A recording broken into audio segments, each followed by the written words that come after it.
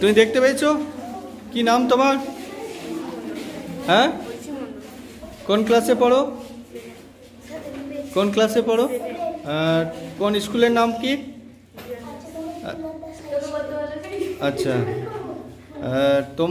তুমি এখানে কি দেখলে? আচ্ছা, এখানে মানে কেন এটা হচ্ছে তুমি বলো তো, কেন হচ্ছে?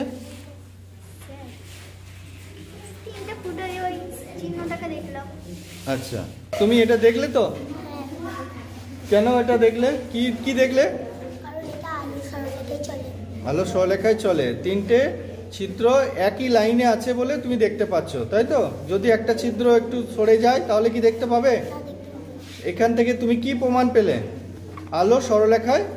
গুড। এখানে আমরা তিনটে বোর্ড নিয়েছি।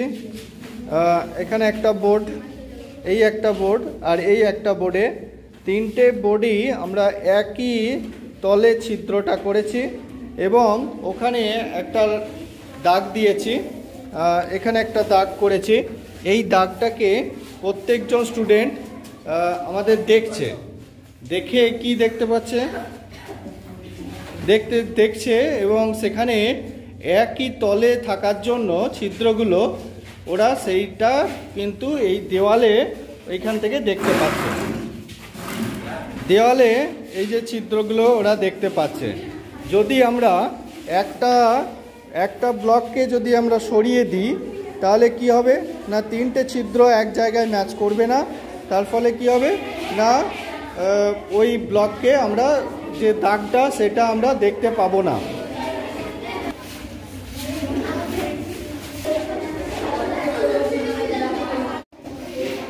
এটা তুমি দেখো, দেখতে পেয়েছো তো? এরপরে চোখ রাখো। এরপরে আমি এটাকে সরিয়ে দিলাম। এরপর তুমি দেখতে পাচ্ছ না? কেন দেখতে পাচ্ছ না? একই লাইনে নেই, তাই না? আলো যে সরলরেখায় আছে সেটা আমরা এখানে বুঝতে পারছি, যেহেতু এক লাইনে নেই, এক লাইনে না থাকার জন্য এখানে আলো দেখা যাচ্ছে, তাই না? Thank you.